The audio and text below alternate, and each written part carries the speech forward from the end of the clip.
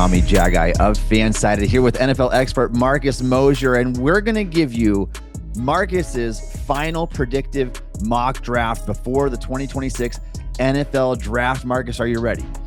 Yeah, I'm ready to do it. Let's go through this thing. 1 week and counting. Here we go. Up first, Marcus, your number one overall pick. Pretty obvious one, right? Yeah, it's Jeremiah. No, it's Fernando Mendoza. This is the pick that we thought for a long time. I'm excited to see what it looks like in Clint Kubiak's offense. I'm really more excited to see what the Raiders do in round 2, because this has been a foregone conclusion for about 4 months now. Yeah. Oh, yeah. Cat's out of the bag. Kirk Cousins released it and everything. Not that we needed any more confirmation. Fernando Mendoza going number 1. Marcus, who do you have going number 2 to the New York Jets? It's still up in the air a little bit between David Bailey and Arvell Reese. I'm going with Bailey just because I think he's a little bit more pro-ready as a pass rusher. And Aaron Glenn's got to get this defense turned around if he wants to save his job. That's the way that I'm leaning, at least right now, 1 week until the draft. Yeah, and I can see both schools of thoughts there. The Jets aren't ready yet. They don't have their quarterback in place. They still have draft picks for the future. I would be okay if I was a Jets fan going Reese and just take the 20-year-old and hope that you can develop him. They go with a little bit of a safer play here. I do think that Bailey is a relatively high floor prospect because he's so explosive, so productive off the edge. And so that means with the Cardinals, Marcus, at number 3. This is where the Ohio State run happens, and it starts with Arvell Reese. I know the Cardinals have had issues with these hybrid players before. I think they would love to take an offensive lineman here. They would love to trade down. We're not doing trades in this mock draft, just everybody's sticking and picking. So I'm going to have them taking Arvell Reese to pair with Josh Sweat. Maybe he plays some traditional linebacker. Maybe it's on the edge. But I think Arvell Reese is the best player in this class. I think he goes 3 to Arizona here. Yeah, I mean, offensive line is ideally what Arizona could take in this situation. Yeah. There's not a player that's better than Arvell Reese on the board. And so just go the BPA pick. They need the talent on the roster. I like the mentality of doing that much more than going with like a Jeremiah Love or something to try to get yourself into win now mode when your window is for the future. And we're going to pause for a second, because if you have not checked out FanSided's new top 50 big board, make sure you go check it out. Mike Luciano did some amazing work over there. Marcus helped with that as well. FanSided.com. Check out the big board that just released over there. Check out the wonderful work they're doing at FanSided.com and around the FanSided NFL Network. All right, Marcus, number 4 with the Tennessee Titans. Yeah, and with the 2 edge rushers gone, this puts the Titans in a tough spot. I think Jeremiah Love could be the pick, but I'm going Sonny Styles. Robert Saleh had Fred Warner in San Francisco for multiple years. He wants that linebacker that can do it all, that can cover, can make it challenging for teams to throw over the middle of the field. It's a tough spot for the Titans here, but they just take the top player on their board, and that's Sonny Styles, who I do think can be the face of the rebuild for the Titans. This one's an interesting one, because how much truth to there is the Jeremiah Love rumors in this landing spot too, because I can see that being a pick at number 4. I can see it as well. I'm hoping that the Titans don't take a running back at that spot, but taking an off-ball linebacker in terms of positional value isn't great either. But I think Styles just makes You're splitting hairs at this point. And so Styles, I think he's a rare linebacker prospect. I can at least get behind that, even though the Titans aren't ready to win. Number 5, the New York Giants. And this is a tough one. Jeremiah Love has been mocked here. Sonny Styles has been mocked here. I'm going with Caleb Downs. And the reasoning is John Harbaugh has had some elite safeties in his career with Ed Reed in the early 2000s. He had obviously Kyle Hamilton over the last couple of years, who has been an all-pro caliber player. And he has already called him a potential Hall of Fame prospect. And I know they don't have a big need at safety, but Downs is more than just a safety. He can be a slot defender. He can be a box linebacker. I think this is our first big wild card pick of the draft. I think Caleb Downs, who again doesn't have the positional value that you want, goes to the Giants. In a typical year, Marcus, you would think, all right, a safety at pick number 5 who didn't do any athletic testing, who has a 72-inch wingspan and change, who was potentially flagged for a knee issue. Well, when that safety is Caleb Downs, and he's one of the most talented players of a class that's kind of void of a lot of the blue chip prospects, you can get behind that. John Harbaugh is going to be in win now mode. They're going to try to be competitive right away. I can see that absolutely being the pick at number 5 if Styles is wiped out, especially. Number 6, the Cleveland Browns. This one's really tricky. I think it could be an offensive lineman. I think Spencer Fano, Francis Moinoa are in consideration here, but I'm going with Carnell Tate. So that's our fourth Ohio State player in a row. It gives the Browns a legitimate outside receiver to pair with Jerry Jeudy and Isaiah Bond and Cedric Tillman. And I think they're hoping that they can find their offensive lineman later in round one. But Carnell Tate to Ohio the State, Browns at just such an 6. NFL producing powerhouse. Four of the top 6 picks in the draft could very well end up being Ohio State prospects. Carnell Tate, safe prospect in this class, if there's such a thing. I think that is a wise decision, knowing the run of receivers that could ensue before their next selection. Marcus, Washington Commanders at number 7. Jeremiah Love, running back from Notre Dame. I would like to see them draft a receiver because they've got Terry McLaurin and nothing else there. But they might not feel like there's a receiver here at 7 that's worth a pick with Tate off the board. They take Love, they add somebody who's explosive and dynamic out of the backfield. I don't think he falls much further than this, so we'll go with Love Yeah, here I at mean, 7. in terms of the prospect, you're getting my number 1 prospect in the class, but where does that positional value align? Are the Commanders ready to take that swing? I do think for them in their situation, you've got your quarterback in place. This is a comfortable spot where you can pair him with a legitimately potentially elite runner at the next level. Some would consider a generational running back prospect. We don't throw that out there lightly. Very good prospect, top player in the class. Washington Commanders get their running back. Marcus, the New Orleans Saints, who can go a number of directions here with their roster needs. Yeah, I'm having them take Mansour Delane from LSU, having him stay in state. Just a really clean prospect, can play on the outside, can play in the slot. The Saints have a cornerback need, and you can never have enough of these guys. I think Mansour Delane is too good to fall outside the top 10. He Yeah, goes I to the mean, I like this Saints. pick. This is an on value selection or even a high value selection. Mansour Delane, easily the number 1 cornerback in the class. Injury to Jamad McCoy, Chris Johnson, small school guy. Delane is just a box checker in every way, a little bit undersized for a boundary cornerback, but I really like his game, his skill set. He's got a lot to offer. I think that they could go wide receiver. They could go Ruben Bain. Like, there's a lot of directions they can go here.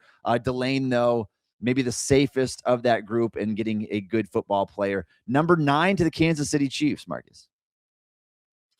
I think this is going to be a big people draft for Kansas City. I think they got to get bigger and stronger up front. So I'm having them taking Francis Moinoa, Yeah. who actually this is probably the right spot for him. I think he could be a right tackle for them if, with now that they released Jaywan Taylor. If it doesn't work out at tackle, you can kick him in over to left guard, have him replace Kingsley Sue and Matia. I think Maui Noah is just too good of a prospect for the Chiefs to Yeah, I pass like up. him much better in this range than we're talking like a top 3 pick to the Arizona Cardinals. Maui Noah, good football player, should be a quality right tackle. If all else fails, projects as a high profile guard at the next level. I think he should be able to stick there. They need protection up front. He fits the bill. Maybe not as good of a pass protector as a run blocker, but the Chiefs will take what they can get in the trenches here. Marcus, we've got the Cincinnati Bengals at pick number 10. Yeah, I'm going with Ruben Bain Jr. And this is typically not the type of player they select. They usually like the big, longer athletes, but Bain fits them really well. I think he can be the other starting edge rusher with Shamar Stewart. He's a big time producer, and it gives them some juice off the edge that they Yeah, you want desperately to go the need. polar opposite of what they drafted last year in Shamar Stewart. That is Ruben Bain Yep. Jr., a guy who is short, compact, but when you turn on the tape, you love what you see, the combination of power and bend. I really like Ruben Bain. I think I have him 7 on my board, and so quality value pick, and you're getting a top 3 most valuable position. Marcus, we've got the Dolphins in full rebuild mode at pick number 11. This is an ideal pick for them. Spencer Fano, who is a right tackle at Utah, but I think can play legitimately all 5 spots. The Dolphins do have their tackles with Austin Jackson and Patrick Paul, but this gives them a guy that can come in and start at guard right away and then could potentially play either one of those tackle spots. He's incredibly athletic. The tape is very clean. The only concern is the arm length, but for a guy that's going to likely play guard, center, maybe right tackle, I just think it's a great pick for a team that really needs to Yeah, Fano rebuild the does have a bit of a trenches. tweener profile when you're talking 32-inch arms and change. It's always a little bit concerning, especially after what we saw in the Super Bowl last year for the Patriots. But I do think that he does give you position flex. If he doesn't work out at tackle, you can slide him literally anywhere else along the line. I think he's a top 10 or 12 prospect in this class. A good pick for them. And then you've got your Dallas Cowboys at pick number 12. Yeah, I'm going with Keldrick Falk, who I know a lot of GMs and decision makers like more than maybe draft analysts and fans. Big, long, athletic. He can play multiple positions. Christian Parker wants to have a versatile defense. This is a guy that could play 5 technique to 0 technique. I think the Cowboys just add another big body. I know he's not the best pass rusher in the world, but somebody that gives them a lot more Yeah, it's a good flexibility up fit for front. their 3-4. And I think that he's a guy that can slide up and down that line. If you can even play some 4-eye and some 5 tech. And so, interesting chess piece for them to work with there. If you love football talk, you're in the right place. This is Stacking the Box, powered by FanSided, where fans come to talk, celebrate, debate, share their passions every day. Make sure you go check out FanSided's top 50 big board that just dropped over on fansided.com. All right, Marcus, 13 onto the LA Rams, and they're bound to do something spicy here, right? Yeah, I've got him taking Jordan Tyson, who could certainly go earlier than this, but this is really just a bet Mhm. on the talent. The Rams are in a win now window. They try to trade Devontae Adams this offseason. Adams is also getting older. Puka Nakua has had a rough offseason.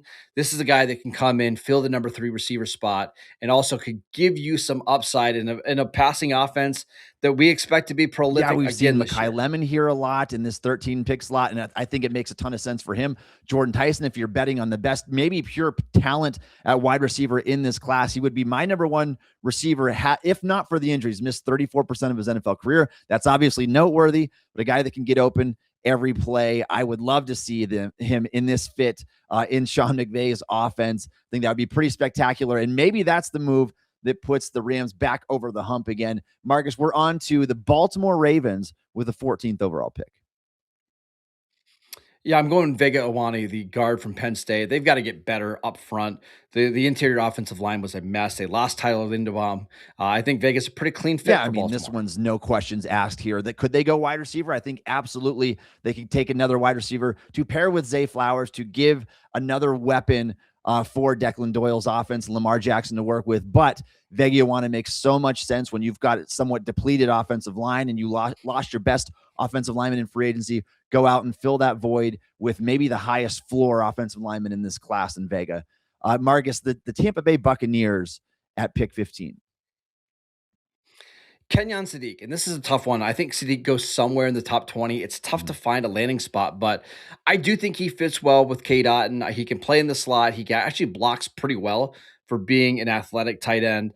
Maybe he's more of an H-back, but I think for a team that needs more weapons, with Mike Evans gone, Chris Godwin getting older, I think Sadiq makes a lot of sense And we've seen with this Baker connection Mayfield. so much over the past few months. I do think it makes a lot of sense. Just add him in there. He's a young guy on a bit of an older roster, and you can kind of build your team around this player. Maybe they have their future number one already in place. What they drafted last year what I'm blanking on the name now. The Bucks. Uh, Igbuka. Tez Johnson and Becca Igbuka looked Buka. awesome Yep. when he was healthy last Yep. year. Sadiq, have him as a slot option. I like that fit. And then the New York Jets could get this player to fall in their lap in pick 16, Marcus. Yeah, and it's Makai Lemon. He just would be a great fit with Garrett Wilson. Wilson plays primarily on the outside. You let Lemon be the slot receiver. And you start off a draft with David Bailey and Makai Lemon with your first 2 picks if you're the Jets. That is the way that you restart this rebuild and get the team A going in plus the right draft. I mean, direction. if the draft works out that way where you can Yeah. get David Bailey and Makai Lemon, yeah, you take that to the bank every single day. I love that selection for the Jets there. I think that if Lemon's off the board, potentially an Omar Cooper Jr., that's a name that's been heating up recently, but Lemon, they will gladly take that at pick 16. And so we're on to the Detroit Lions with the 17th selection. They need offensive tackle help. There's a lot of guys available here, including Caden Proctor, but I'm going Monroe Freeling, who can be a left tackle. They lost Taylor Decker this offseason. There's been some talk about moving Penei Sewell over to left tackle, but you draft Freeling, who is a natural left tackle. You keep Sewell on the right side. This is more, I think, appropriate for Freeling than some of the mocks Yeah. where he was going inside the top 6 picks. I think at 17, that's a great Yeah, value for 6 always Detroit. felt rich for a project type of left tackle who's not all the way there yet. This is right in the range I have him. I believe he's 18th on my board. I like Monroe Freeling a good bit because of the upside, the physical, the length, the athletic profile. You're taking that big swing, hoping to find your tackle of the future here now, and maybe they'll flip him back to the right side. Either way, Sewell, Freeling makes for a pretty athletic combination of offensive tackle pairing. Marcus, Minnesota Vikings at pick 18. And this might be one of the most frequently mocked selections since the pre-draft process began. Well, and it makes sense. Dylan Thieneman fits Brian Flores' defense well. Harrison Smith, it doesn't seem like he's going to come back. It seems like it's pretty likely that he's going to retire. And Thieneman can be a guy that can play in the slot. He can play in the box. He can play as a free safety. And for Flores, you need these versatile defenders that can move all around. I think Thieneman can also, he can blitz. He's a great fit. He's also a supreme athlete. I love Dylan Thieneman. Yeah, Thieneman, the Minnesota. last of my first round grades. I think that he checks a ton of boxes you look for in terms of size, athletic traits, production, ball skills. He is that type of guy. And so I think he's well deserving of being a mid first round selection. Vikings have that gaping hole now at safety. Just makes too much sense to ignore. And we'll go safety back to back here, Marcus, because who do you have going to the Carolina Panthers at 19? I've got Emmanuel McNeil-Warren, and I know this is a little bit of an interesting pick considering that they've paid Trayvon Merrick and Nick Scott, but he's somebody that can play in the slot. He can be a linebacker. I really like Emmanuel McNeil-Warren, and for a defense that wants to be big and physical, he makes a ton of sense. That Carolina defense was really good in the second half of last year. I think having those three safeties that you could interchange and move around would be a lot of The fun. film's really good on Emmanuel McNeil-Warren, and you take him in this range. I'm fine with that. You really like what the secondary has going for it all of a sudden. If you add him to the mix there, that versatile chess piece who can move, play nickel, play dime, play deep safety, whatever you want him to do. Box, preferably, best situation for him. Going to be a good football player, I think, at the next level. And your Cowboys are back on the clock here at pick 20. Yeah, they take Colton Hood. The theme of this draft for them is getting young and more athletic. And Colton Hood, he's a really good cover player who also tackles extremely well. The athleticism is good, not great. He's got good but not great size. And that's why you're seeing him in the back half of round one versus in the front half of it. I do think Hood goes somewhere between 20 and 30. And I think the Cowboys are a really and I good think this is spot. probably the top end of his range here. I'm a little bit lower on Hood, but I do think that his overall game will translate well to the next level. Very physical, press man corner. You kind of like his skill set that you have working with him there, Marcus. My Steelers on the clock at 21. Who do you have them going with? Omar Cooper Jr. with the top three receivers off the board. Cooper's the best one left. And I think he makes the most sense in a Mike McCarthy offense because he can play outside. He can play in the slot. He probably would start in the slot with DK Metcalf and Pittman on the outside. He's tough. He's physical. He's competitive. I think this is right where he should go.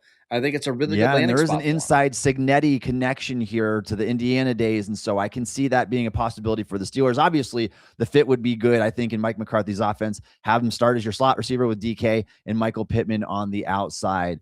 From the highs, the heart breaks every headline. This is Stacking the Box, your source for NFL talk, powered by FanSided.com and the voices at FanSided. Go check out FanSided.com for all the latest and greatest draft coverage. Marcus, the Los Angeles Chargers on the clock at pick 22. I'm going Kaheem Mesidor, the edge rusher from Miami. Now, the reason why I think this makes some sense, and I'm a little bit lower on Mesidor than most people, but the Chargers love these versatile defensive linemen that they can kind of move all over. And Tuli Lopo, make sure I get that right, is a similar type of player that can kick inside. Mesidor is actually a nose tackle for West Virginia earlier in his career. Now, he's an older prospect, but I think if you put him with Khalil Mack, Thule, Bud Dupree, you're getting another big physical guy that can give you some juice off the edge. I like this fit for him. And this is honestly, this is where he should be considered not so Yeah, and much you wonder inside the what that top 20. defense is going to look like without Jesse Minter now, but what better way to address it than to take a NFL-ready starter right now in Mesidor, who's 25 years old, but I think has a lot to offer still, at least early in his NFL career. Marcus, the Eagles at pick number 23. And this is a tough one, but I've had them taking Jermod McCoy. They don't really have a big need at cornerback. They could use another guy on the outside that gives them some big playability.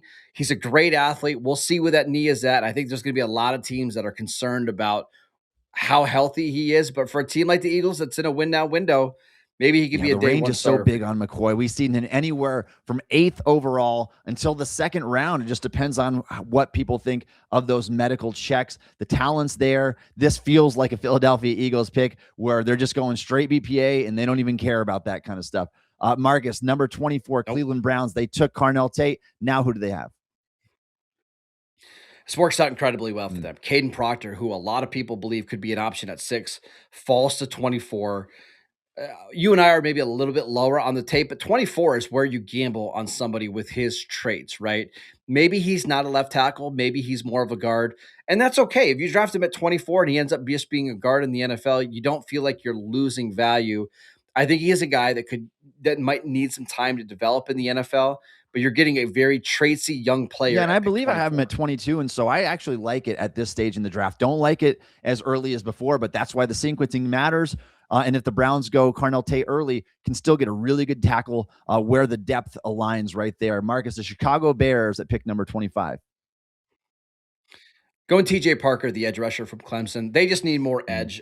edge rush help. And he's a pretty clean prospect. I don't think he played as well as we had hoped in 2025, but plays a run, very powerful, high character, durable. I think TJ Parker is a fine Yeah, and when you value at think of the 25. well-rounded edge rushers in this class, Parker comes right to mind. I think he's got a balanced skill set. I think he'll be at least a solid player, maybe an edge 2 in the NFL, Mhm. but a good pick at an important position for the Bears. We're on the clock with the Buffalo Bills at pick number 26 now. And we'll speed through some of these last ones a little faster. But Jacob Rodriguez, the perfect Matt Milano replacement. All he does is make plays. He's a little bit older. He's a little bit smaller. But this is a guy that was the best linebacker in the country last season. Yeah, I so love this Milano, fit. like in so many ways, and he just a playmaker at the linebacker position. I would expect that to translate to the next level, even if plays, the splash plays are a little bit unpredictable. We're on the clock with the 49ers at pick 27.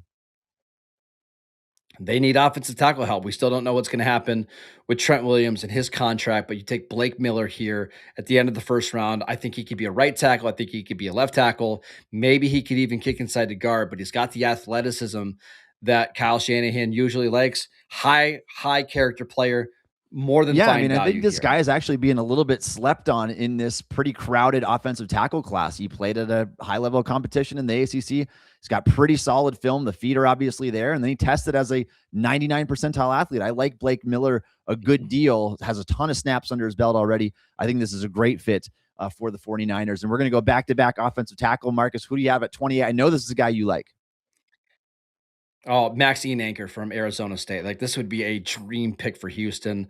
They traded away Titus Howard. They're starting right tackle. You bring in Ian Anchor. He starts right away. Trent Brown goes back to being the backup tackle. Maybe Brown starts the season early, and you let Ian Anchor develop a little bit. But this would be a Yeah, this is a phenomenal guy pick that for NFL Houston. teams seem to really like, and I think he's been flying up draft boards. Doesn't have a huge body of work, and a foreigner, and I've only been playing football for several years now, but a lot to work with there in terms of the skill set. Good fit there as well. Marcus, we're on the clock with the Chiefs at 29.